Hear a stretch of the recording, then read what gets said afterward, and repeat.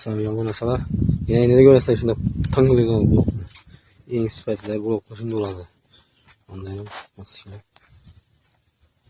Bir fora yük geldi az çürüp aldık arkadaşlar. Bunu kilitlerimiz.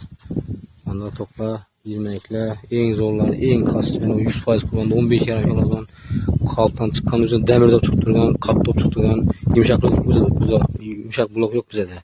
Torçet kattı zor, en zorları bize de. Az bandık ipsamıza gösterme. Bandık sürüp aldı yine. Bu da arası 17 sonunda. İçinde karıp şapradalarımız. Mikser hizmette. Arası en zorları bize de. Bloklama. Demirdiğin. Yalanların bulmak basılmıyor bana. Demirdiğin öyle değil mi? 100% kullandı 15 yaran kullandı. Candaki bakası da kalası gelişemiz. Bakanı şöyle geldik atlayma yaxşırak. Mezunumuz Xiva Toman.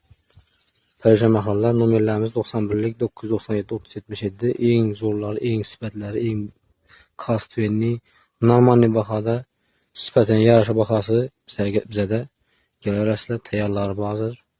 Daha kalası en zorları bize de.